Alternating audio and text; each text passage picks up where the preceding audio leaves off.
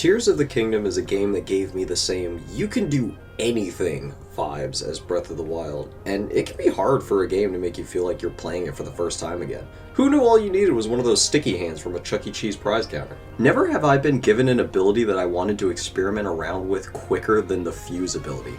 And sure, a few hours in you'll be making military-grade katanas, but the euphoria I felt gluing a gem onto a stick for the first time cannot be matched. The experimentation doesn't just stop there, because when I say there are multiple creative solutions to a problem, I mean it. And the best part about these clips you're seeing is that, despite the fact that it worked and that there are no wrong answers, I'm pretty sure I found some. I saw this weird watchtower in the distance, so I tried shooting at it with my bow, only to watch the tower completely rearrange itself into a cube man and stand menacingly in the ring like a sumo wrestler beckoning his opponent. So I jumped over to it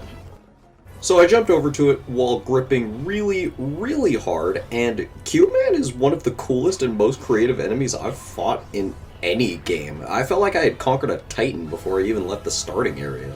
Back on the surface, I notice a bokoblin camp up ahead. I swiftly take out the watchtower guard first before noticing a group of explosive barrels. I forget momentarily that I need a fuse to light them, causing me to frantically look for my last fire fruit as a bokoblin charges straight for me, and thankfully, friendly fire was turned on. I tried riding a newly captured horse to a place where I could get some legendary clothing, but ended up encountering a bokoblin camp that then grew legs and a massive health bar. After struggling to do much damage to the beast with my limited weaponry at the time, I decided to ride past them for now, making a quick pit stop at a castle-like structure nearby. I don't know, it looked kind of interesting. What the hell's on the ground? Oh my god, holy shit, there's dead hands in this game? What the fuck, no. Hard pass on this exorcist shit. I was fully ready to just let myself get lost in this game. I mean, you have the surface world and the sky world, but for the most part, everything up to this point just seemed like business as usual. A few added toys and mechanics to play around with, and I definitely wasn't complaining about them, but it felt like the game was still hiding a few things up its sleeve. And nothing confirmed that quite like discovering, on top of the other two play spaces given, there was also an entire underground to explore. I revolutionized hunting by bringing the stove to the animal.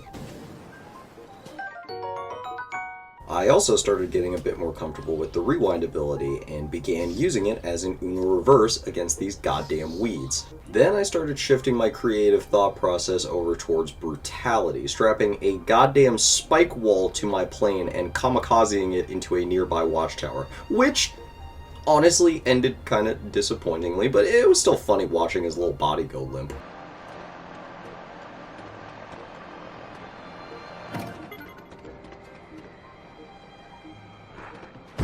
I was told by a kind stranger that the pine cones around the area were filled with dangerous amounts of oil, so naturally I immediately tossed one into an open fire. I was tasked with entering a shrine without being able to use any of my equipment. Taking out the forces ahead, I noticed there were two spike walls nearby, so I decided to glue the two of them together and basically just repeatedly slap my pursuers around until they stopped coming. It's at this point I realized I was only really using 5% of my brain, so I decided to use even less of it by speeding up the process. The first partner I encountered was Tulin, which turned out to be the absolute best for my playstyle. Give me a movement ability any day of the week. We actually ended up being a really good team. I love bosses that let you defeat them faster if you're skilled enough. Normally you have to wait for this thing's shell to start flying off before you can hit it, but if you're quick enough like I was, you can get a cheeky underbelly shot and end the fight quicker. It turns out the companionship between Tulin and I technically wasn't permanent, and instead they literally ghost you after you solve their problems, which definitely made me shit myself once or twice. I started to venture into a hole made by my temporary innkeeper, and holy shit, this cave went on for miles, by the way. I came face to face with an ice version of a like, but I came prepared for this, ready to ruby on my arrow, and why did it explode? It's just supposed to, light them on fire. Why the fuck did it explode? I saw a mysterious purple cloud in the distance, and when zooming in with my medieval iPhone, I realized it was a great fairy plant, so I rushed over to it. Turns out, Homegirl was just depressed and wanted to hear some music. I'm writing this before I've opened the flower, and I don't remember their names. So I really hope I'm not being accidentally racist by calling her homegirl, and she turns out to be the only black fairy. I ran into a familiar coliseum. I recognize this place. This is where a pack of Lionels are. Should be able to score myself a cool new weapon. That's not a fucking Lionel. I just barely make it across this vast cavern drenched in pitch darkness, and I guarantee I wouldn't have been able to without the help of Tulin, or Tulin's spirit, or whatever. Look, just let me feel like I still have friends, okay? I was helping a Korok before realizing his friend was all the way on the other side of the valley. Realizing I actually wanted to have fun right now, I decided to leave him superglued to a rock and started to notice some strange scuttling footsteps behind me, and absolutely nothing could have prepared me for what it was.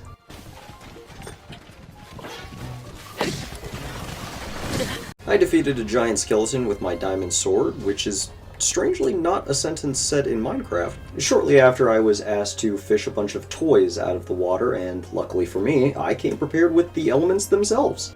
I come across this cool-looking lava rock in the Goron region and think, yeah, it looks tight. I wonder what kind of materials it'll give me if I smack it around. Oh god, wait, man, my bad, I mean.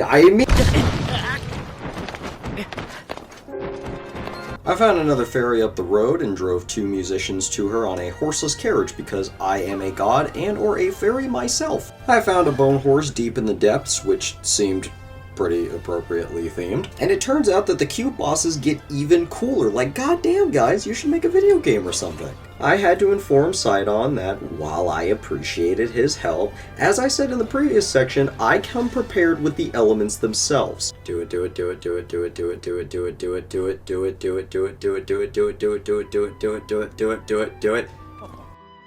Yeah! They definitely upped their boss fight game from Breath of the Wild. Like, at first I thought, oh man, that's it, just a little Octorok reskin. But then it just starts riding a mud shark? That's sick as hell! And the music slaps in this fight. The haunting chantings interchanging within the more triumphant melodies reminds me of the Skull Kid boss theme. The power of friendship is a wonderful thing. Say what you will about the partner system in this game, but it lets you do some pretty cool stuff like this. A pretty bad sandstorm rolls in on my way to Gerudo Town, really scrambled my radar in the process, and oh, I guess some skeleton thing is coming out of the sand. Wait, why is it all red? Oh my god, it's not red, it's dead. Red Dead Redemption, I mean Redeads. They brought back Redeads. Oh, it's a Gibdo. But it's not wrapped up in... Fuck that, they're Redeads. Wait, it was wrapped up? This sandstorm scrambled more than my radar. The best part about being a game with so many creative tools at your disposal is, I'm not sure if I was supposed to enter the shop like this. The Gerudo region is the best part of the game. Like, hands down. I'm not even going to show much footage from it, but save this one for one of the last regions you do. It's so good. Seriously, what the hell happened with the bosses between Breath of the Wild and Tears of the Kingdom? They went from the same cookie-cutter-ass Ganon fight with slightly different elementals to full-on creative and creepy. This thing makes my skin crawl, especially the final phase of it with so many more Gibdos spilling in. It's intense! Also, obtaining the Friendship Infinity Stones is cool and all, but I really wish the partner system let you, actually have partners. Ironically enough, I feel more alone with these phantoms leering over my shoulder. Does look like a pretty hard album cover, though. Not so tough now, are you, you dead hand wannabe looking oh shit. Wait. So this poor Gerudo is afraid to look a Vo in the eyes, and I think, hey, I've got a mask right here, why don't I just... Didn't think about that. It turns out killing the creepy dead hands does not end that encounter, and instead just starts a whole new, even more terrifying one. Getting the Master Sword is so much more, and I hate using this word, epic in Tears of the Kingdom than it was in Breath of the Wild. And I already didn't exactly hate the way they did it in Breath of the Wild.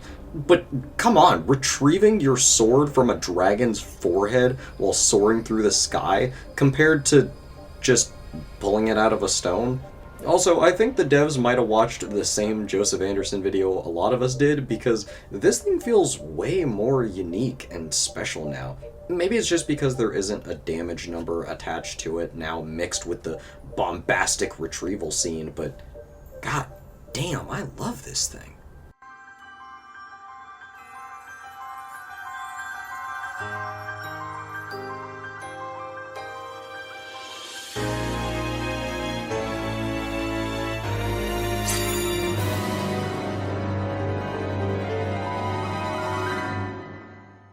After spending so much time in the depths of the underground, I began to learn little tricks to navigate the oppressive darkness, like using my master hand as a kind of short-timer flare to see short distances in front of me.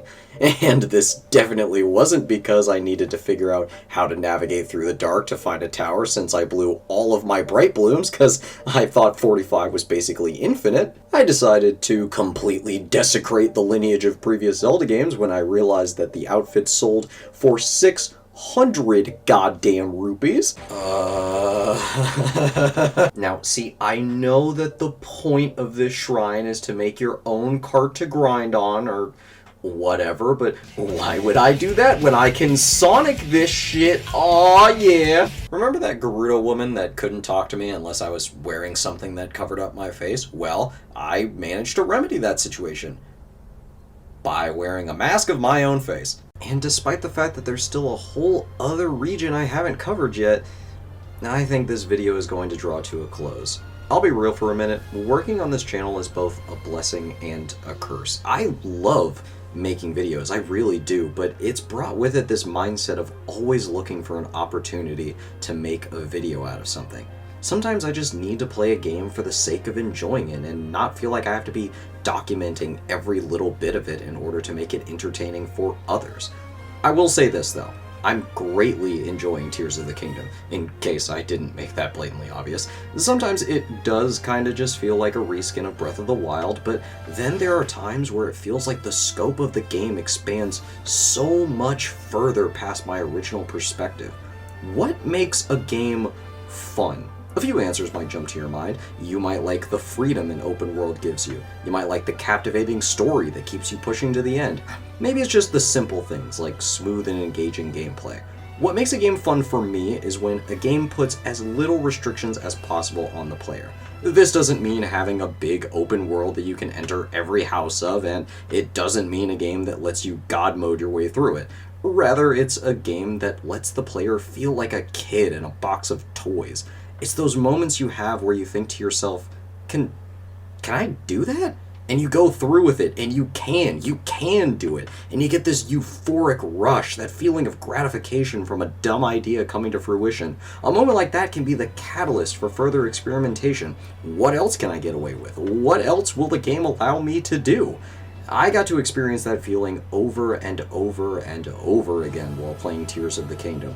And even after experimenting and dicking around for hours, I know for a fact I've only scratched the surface of what I can achieve. Anyway, let's end this video off with one last heroic deed. After not only finding a talented flute player, but assembling an entire band, I returned to that first great fairy I found and serenaded her with a melody. I just hope I was able to call her homegirl without sounding race son of a bitch.